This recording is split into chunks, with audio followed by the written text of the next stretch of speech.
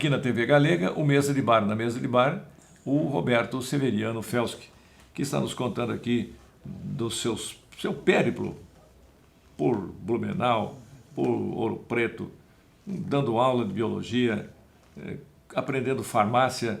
Farmácia desde guri, né? Exatamente. Com o pai, né? Que eu aprendi muita coisa com o seu Valdemar Felski, né? Que a gente tinha que fazer tudo na prática. Que na universidade, na faculdade, a gente aprendia mais a teoria. Mas na prática era outra coisa. Então, fazer pomada, por exemplo, não é tão fácil assim, porque você tem que ter o almofariz, né? E tem que ter uma boa mão para fazer aquele movimento da pomada. E a pomada, por exemplo, tem que usar um princípio aditivo que você põe junto, o pó, por exemplo, não se mistura com a gordura. Então você tem que fazer muito bem feito isso. Às vezes você tem que fazer uma dissolução, que você não consegue misturar a gordura com o pozinho, né? Então tem que ter toda uma técnica de confecção de pomada. Isso você aprendeu de então, da vaselina, aprendeu brincando. Cânfora, vaselina, um enxofre. Então, tem toda uma sequência de procedimentos, por exemplo, para você fazer. Às vezes tem que ferver, às vezes não precisa ferver, né? Então, assim, é todo um processo para confeccionar. Isso a gente aprende na farmacotécnica, né? Que é a prática da farmácia. Sim. Então, a gente fazia uma série de pomadas, né? De aplicação tópica, às vezes, né? Que era muito enxofre, naquela época usava muito enxofre. Usava muito ácido bórico, né? Cânfora, vaselina, tudo isso a gente usava naquela época. Né? Eram coisas assim simples, mas que funcionavam. Hoje em dia, por exemplo, a tal pomada hipoglós, né? Eu fiz essa pomada na prática. Era óxido de zinco com óleo de fígado de bacalhau. Nós comprávamos o óleo de fígado de bacalhau e misturava com óxido de zinco. Só que o óxido de zinco você tem que triturar muito para ficar branquinha, né? Então o efeito do óxido de zinco é de cicatrizar, de aliviar as dorezinhas, né? De uma pele muito ásperazinha, né? Então você fazia pomada que usava o óxido de zinco e o óleo de fígado de bacalhau, que nada mais é do que... Para assadura de bebê não tem coisa melhor, né? Hipoglós.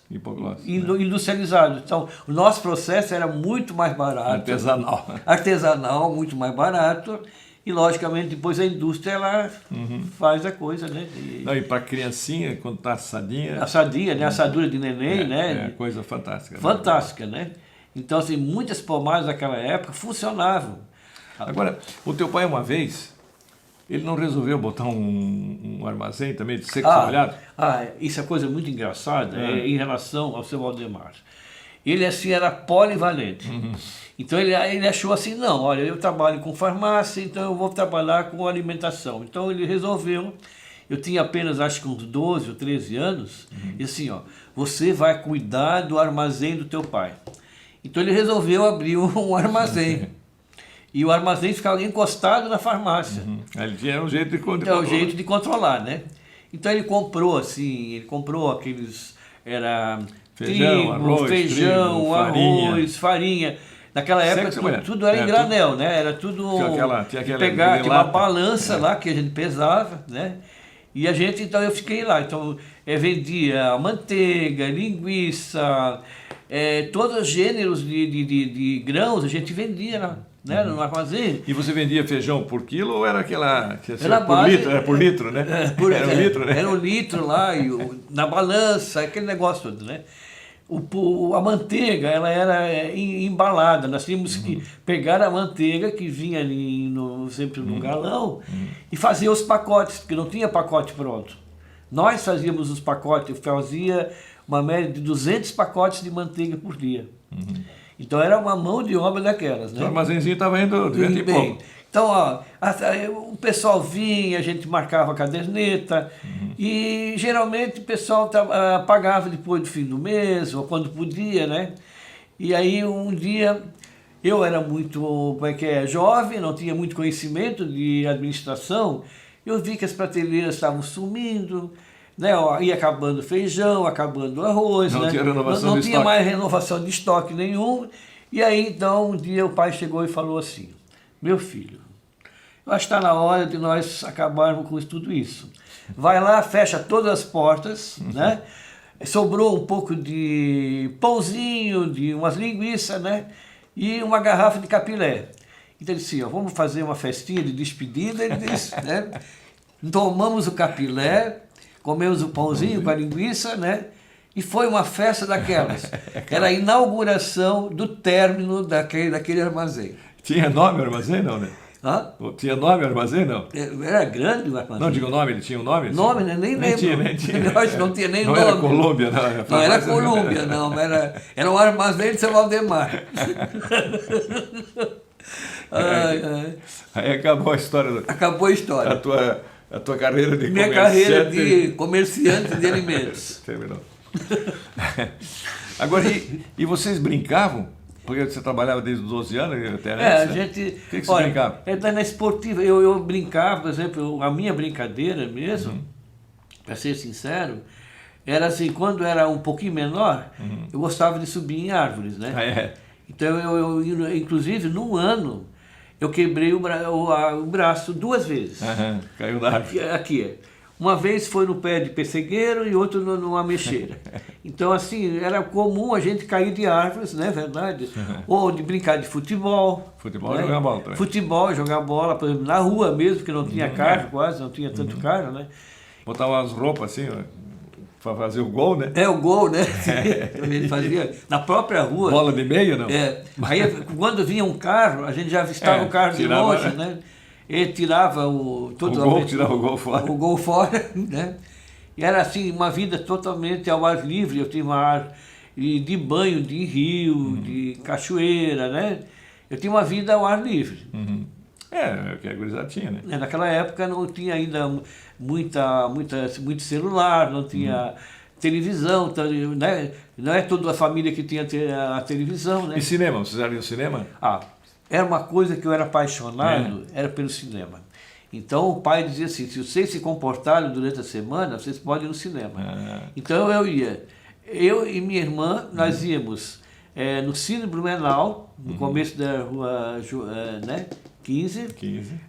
Cine Blumenau. Se dava tempo para assistir outro filme, nós corríamos para o Cine Bush, para assistir a outra sessão do Cine Bush. Então, assim, era uma coisa que eu adorava. Então, eram filmes assim de cowboy naquela época, né, do Velho Oeste, né? E eram filmes assim da época, né? E tinha os artistas preferidos? Era o John Wayne, John Wayne, Kirk Douglas, né? E esse pessoal assim, né, que já faleceu, mas os atores eram atores assim de primeira. E uma coisa curiosa, eram histórias assim compridas, que tinham um enredo bonito, né? Hoje em dia a gente vê que tem muita tecnologia, muito jogo, banditismo. muito jogo de imagens, e os assuntos são em relação sempre a bandido, quer dizer, tráfico. Assim, você não via cena de morte violenta. Exatamente. Não sei lá, o cara lutava espada, ele estava quase meia hora. Mas o máximo que aparecia era ele limpando a espada, mas não aparecia ele enfiando a espada em ninguém, né? E tiro também, aquele atirava. Hoje em dia é um festival de tiros, não é verdade, né? Agora você, cara, já sai, já sai a tampa da cabeça. Eu não sei como a televisão não chega a sangrar. É verdade. Agora, o cinema era um divertimento. Um divertimento, mas era assim, uma coisa, eu acho mais saudável, assim, melhor, né? Por exemplo, o gibi. Você lia gibi também, não? Eu gostava muito do Pato Donald. O Pato Donald, né? Desenho animado. Desenho animado. Eu era fã do Capitão Marvel? Não, eu gostava muito de desenho animado, assim, essas coisas eu me entretia bastante, sabe?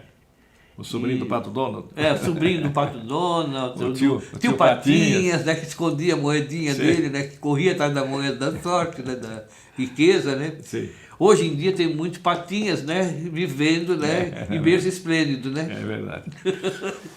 Ô, Roberto, vamos fazer uma novamente pausa para rodarmos comerciais e já a gente volta com o terceiro bloco do nosso programa de hoje. Vamos falar um pouco sobre a família também. A família.